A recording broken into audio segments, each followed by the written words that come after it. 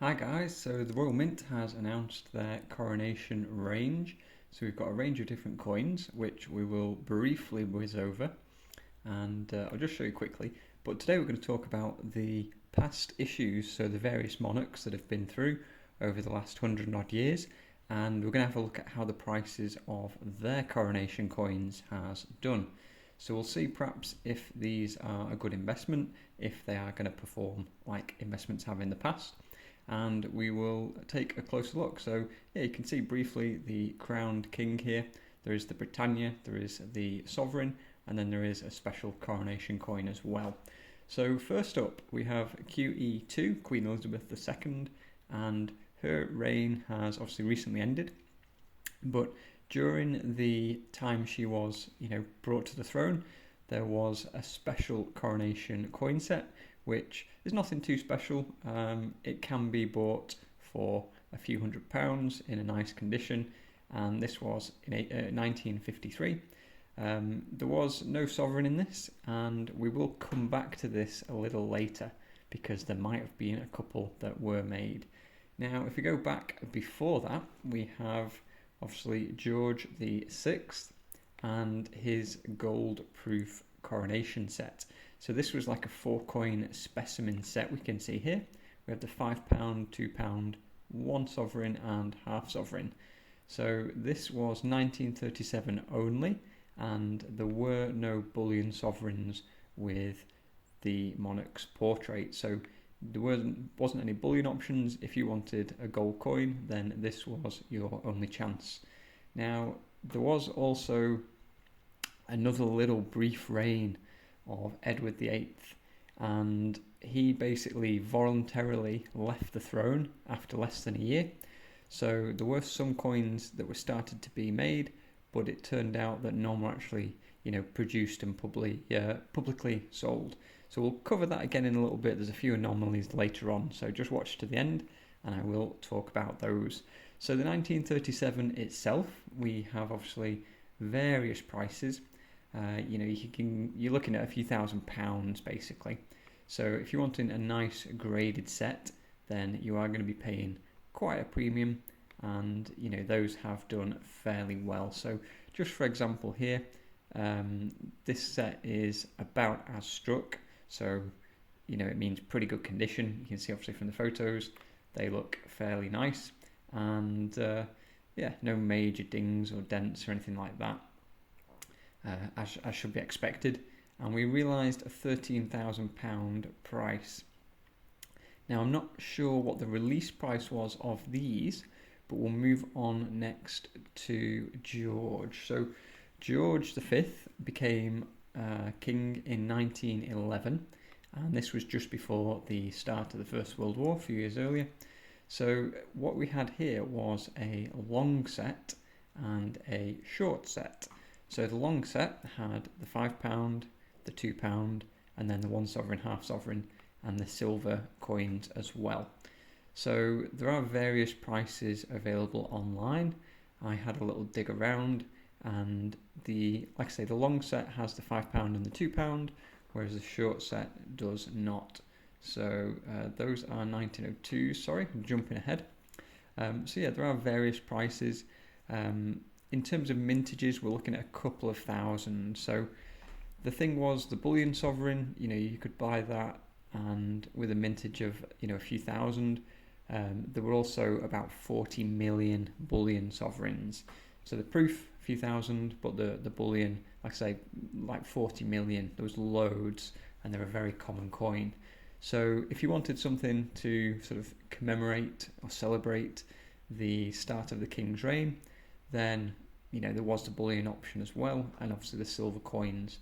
So when you look at that, the proof sovereigns you can buy in a nice graded condition for a couple of £1,000s at the moment, and they're in high MS grades, high PF grades, like in the 60s. And when you look at the price they were issued at, I couldn't find any concrete figures, but I did for the 1902. So essentially 1902 was King Edward, and we have obviously various sets here. Obviously Edward VII, not just Edward. We have obviously various sets here. Again, we have the long set and the short set. So again, available for a little bit of change there. Not the cheapest, but I did find this listing here, which is on Shard's website. And if you look back here, we have a couple of pictures. So you have the various coin sizes. There's the one I want. We've got the obviously £5, £2, 1.5, and then the silver coins as well. Now, what I found interesting down here is when you look, they had an approximate cost when they were issued. So apparently they were issued around about the face value, maybe a little more with the fancy box, and that would be around about perhaps £2.50 in total. So back in the day, you'd be logging onto your computer. Maybe it would be Windows 95 back then. I'm not quite sure. We had Apple Macs and things, but back in the day, 1902, 120 odd years ago, your £2.50 would be equivalent to about £393 today. So this is a website in 2013 dollars, which has an inflation calculator. Now there is also another inflation calculator I found, which is the Bank of England. So let's just try this and see what it comes up with. We don't want that. We want £2.50. Okay, we can't have a decimal, so we'll have £2, and we want that into 1902 money. And let's see what that is today. So this one is saying about £202. So that's the Bank of England. So I suppose it depends how much we trust the Bank of England figures. Unfortunately, I can't go back in time and have an actual look, but that is, roughly what we've got. So let me just change that because we'll take a look again at this later. So that is the 1902 set. You would have done pretty well for yourself. Now, before Edward the 7th, we had Queen Victoria. So Queen Victoria was first onto the coins in 1838.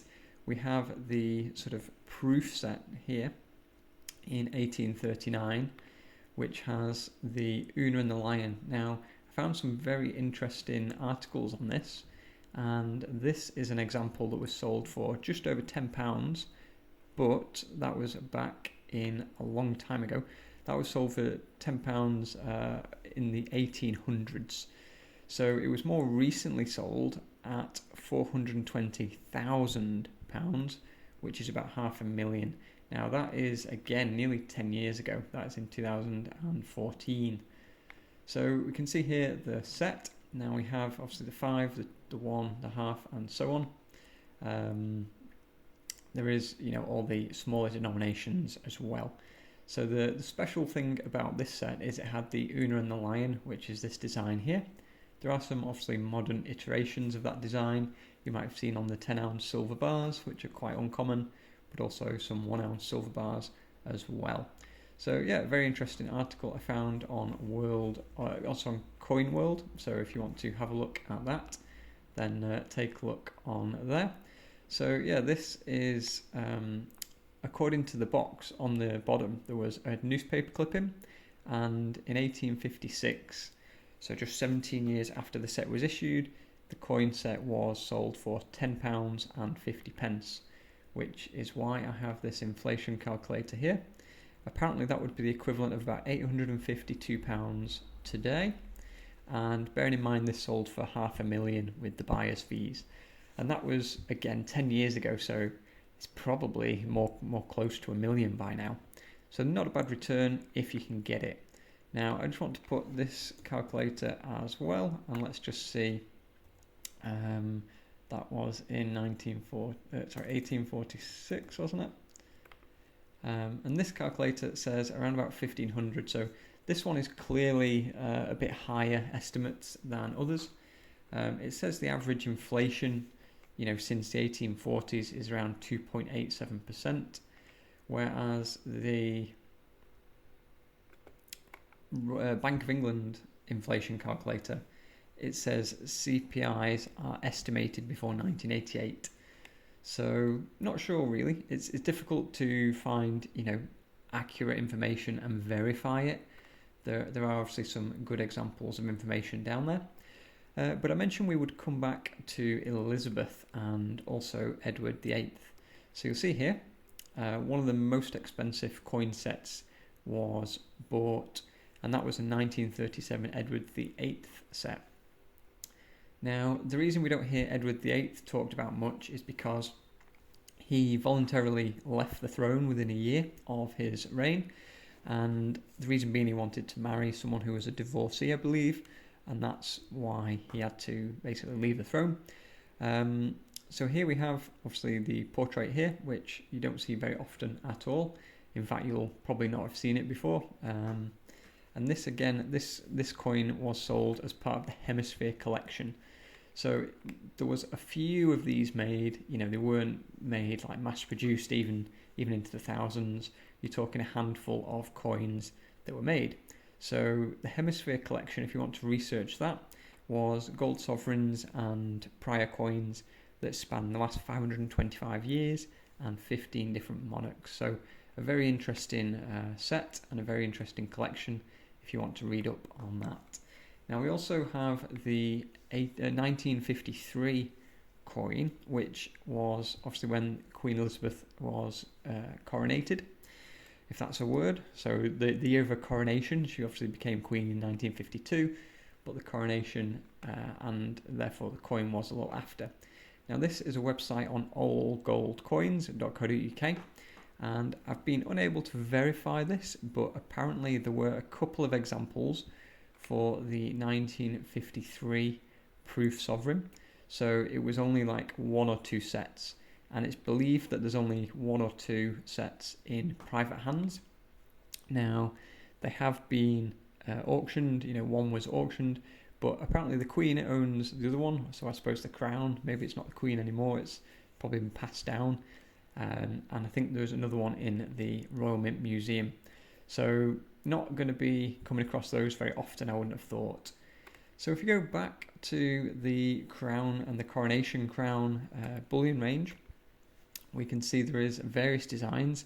So we've got the Britannia, we have the special coronation coin itself, which is basically Britannia with a different design, and then we have the bullion coin. So the bullion coin is just the normal sovereign design, just with the crowned king on the back. So you might have seen those in the proof and struck on the day form already. I'll be picking up, well, I think I've got one ordered, I can't remember, but I'll be picking up these soon, and once they arrive they'll be here on the channel. The Silver Britannias have also a crowned portrait here, so you'll not only be able to get the Queen, the King and the crowned King, you'll have 3 different choices. And these are, like I say, the special coronation coin. So being bullion, I'm not sure if it's going to appreciate, in a giant premium. There's apparently, for this one, apparently 7,500 mintage, and for the 10th there's 53,000 mintage. So 53,000 is not, loads in the grand scheme of things, but when you're looking at some of the sets we've talked about today, they are much rarer. Obviously there's more of these around. Whilst it is a nice coin, I'm wondering where it quite fits. You've got a lot of people who are collecting sovereigns and half sovereigns, for example, so I can understand, there'll be demand for sovereigns. People who are maybe doing a date run of the Britannias, so, they'll probably get the normal Britannia with the crown. But then this, this coin itself, I'm not sure. Are people going to be sort of, where does it fit in? That's my question. It is a Britannia size, I suppose, at least. But will it gain, a crazy premium? Who knows? Like I say, there's so many different options for this time. Whereas, if you're looking back into 1937 or some of the other years, you just had one option really. You had to buy the 4-coin set, or that was it. And there wasn't very many. Whereas now you've got all these different options with all their own mintages themselves. There's certainly a lot of choice for collectors. So if you enjoyed the video, let me know in the comments, and if I've missed anything or if you think I've got anything wrong, please let me know in the comments. Love to chat, and we'll speak soon.